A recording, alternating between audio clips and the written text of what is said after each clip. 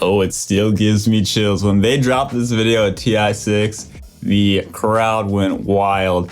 We were expecting, or at least I was expecting 6.89, but they just pulled a fast one on us, went all the way to 7.0 with Dota 2 Reborn, completely changing everything about the game. Core mechanics like backpack, adding talents, more hero changes than I think any patch has ever contained, the presentation of the game, the entire engine of the game got updated to Source 2. We have so much to talk about in this video, but let's first do our question of the day. I want to know, do you think 7.0 helped the player base of the game, or did it actually lower it? Because I know player numbers did decrease as 7.0 carried on. Did the game actually get worse, or did it get better? Let us know in the comments. Let's begin by talking about Wukong the Monkey King. This was the very first thing that Valve themselves put in the patch notes. And, well, let me just tell you, if you haven't seen our video about the most overpowered heroes on release, go back and watch that one now, because that's going to summarize our main thoughts here. Monkey King was absurdly broken upon release. The lifesteal was bugged on Jingu Mastery so that you basically always got a full heal out of it. The crit damage didn't even scale on Boundless Strike, so didn't even need multiple points in it. There was no sound effect for Tree Dance, so you could just easily Primal Spring on somebody and they wouldn't even know. It slowed twice as much as it does today at level 1, and funnily enough, Valve themselves listed Monkey King as a carry, but his main role actually ended up being as support, only because his early game was so absurdly broken that you didn't want to be actively laning and last hitting creeps. You wanted to just roam the map and kill everyone, because you could. You just had 80 bonus damage that lasted forever. It was crazy. Some people in our video about the most broken heroes on release said that Monkey King made them quit the game around this time. Was it really that bad? Did you guys feel the same way? Either way, it was certainly a hero with a lot of interesting new mechanics. The whole stand on the trees thing, that's still very cool. Mischief to turn into a courier, that's something very unique and interesting. And did you know you can actually turn into Roshan right now? You couldn't do that at release. That's just a little fun fact for you. But Wukong, was it cool? It was. It was very thematic for the Chinese New Year that year, but the balance was by far, in our opinion, the worst of any hero ever released, and I wonder if that potentially scared some people away from the game.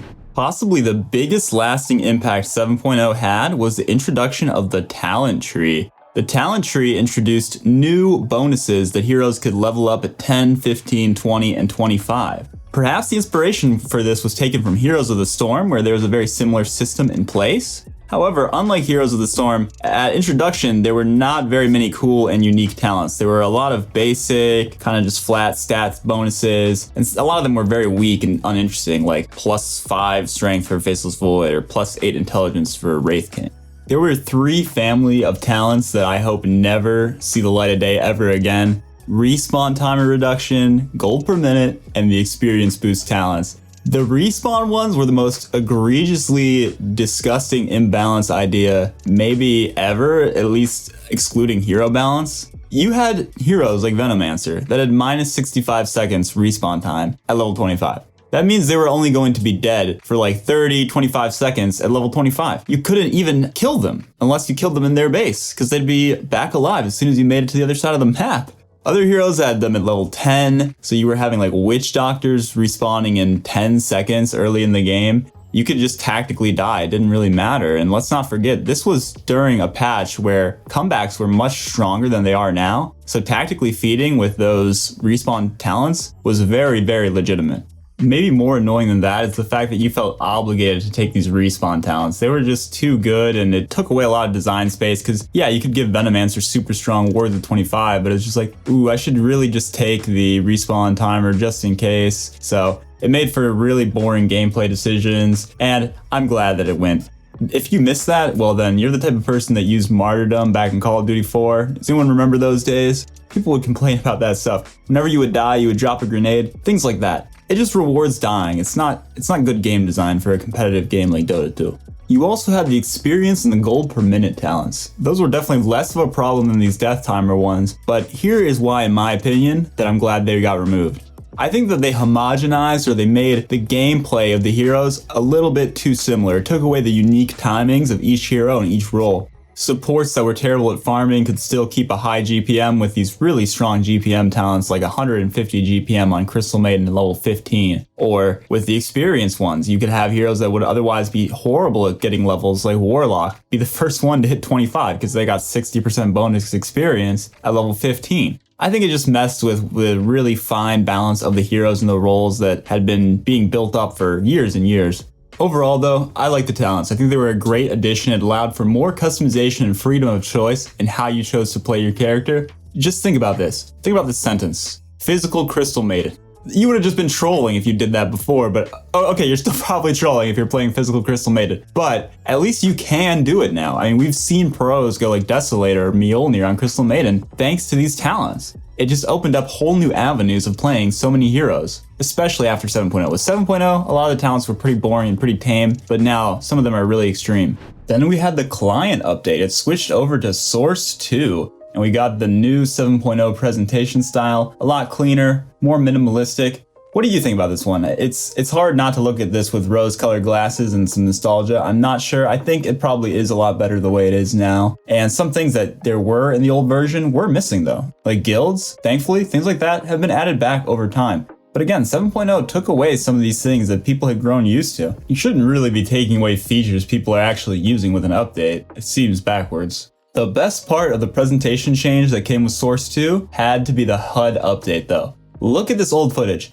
It kind of hurts me, kind of hurts my soul to call this hideous, but I have talked to Dota players that have only started playing after 7.0, and when they see old Dota footage, they're just like, this is gross. And it kind of is. Look how much screen is being obstructed on the bottom. Now you have nice, semi-transparent HUD. You can see so much more of the action. At first, as somebody who played, so many hours of Dota, it was a little annoying to me. It's just things like the debuff counter being so much further away, I had to look so much further down. But over time, I grew used to it and it is so much better. I would not go back.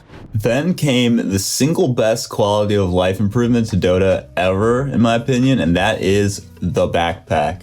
You used to have only 6 item slots. Compare that to today. We got 6 main item slots, you got 3 backpack slots, a neutral item slot, and a TP slot. Now, those didn't all exist, there weren't TP and neutral items in this new journey update, but it set the foundation for more item slots being added, and it finally made it possible for the average player to not have an excuse to hold a TP. I'm not gonna lie, even I would be like, ooh, I don't think I'm ready to get rid of my wand yet. Let me just sell my TP instead, because you had to have your TP in one of those 6 main slots.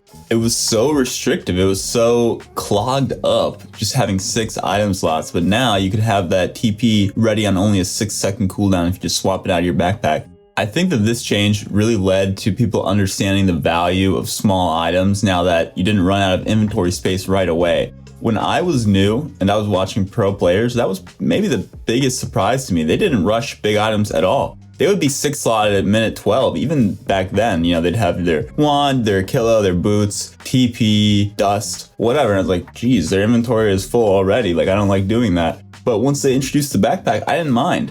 There was a host of map changes, many of which did not last to the modern day. We've talked about in previous videos how Ice Frog seems to be deworking a lot of these mechanics that 7.0 brought with it, but I don't know if they were necessarily that well received. I'm talking about things like shrines. Shrines are just completely gone from the game now. When they were first introduced, they were stupidly imbalanced. They were everywhere. You had 5 in your base alone. They healed for so much more. Man, they were annoying. The thing about these shrines is that it made turtle gameplay, which was already a bit of a problem coming in from the previous patches, what with the kind of overtuned comeback numbers. It made that even easier because you just could full heal while the enemy was sieging high ground. It was not pretty.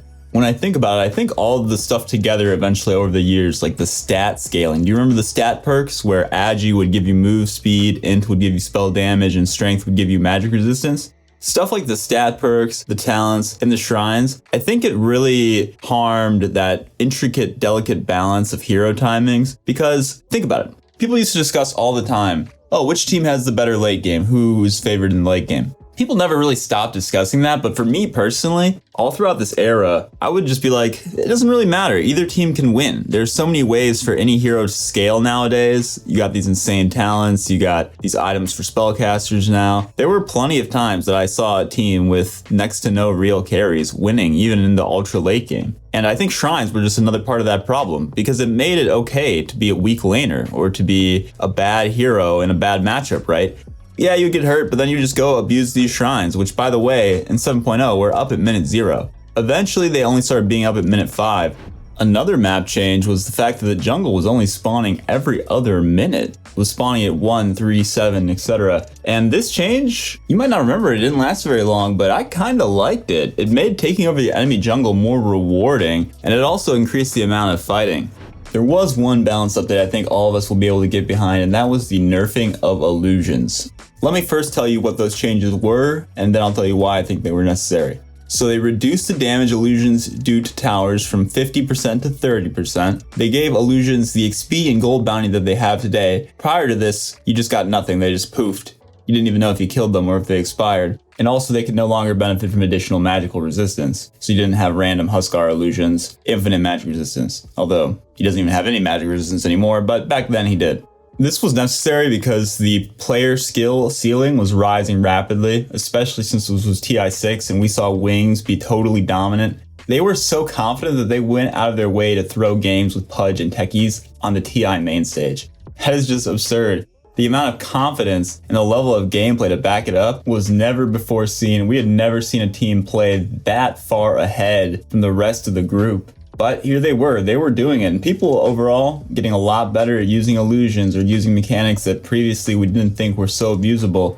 As for the hero balance changes, there weren't necessarily that many direct changes. It was more of the talent system was kind of being used as what felt like an easy way out to balance the heroes. Instead of changing their abilities, IceFrog could just tweak their talents. I wonder if this was maybe a bad approach for him to take. It was certainly the less exciting one. Having talents were great, but using them as an excuse to not balance the rest of the hero, I did not like that. Thank you so much guys for sticking with us throughout this video. Please let us know, were you around when 7.0 came? Did you like it? Do you think it was ultimately good or bad for player numbers? As always, we appreciate you watching Proguides. Please leave that like, subscribe, hit the bell to be notified of these new videos we got coming out for you every week. We will see you in the next one.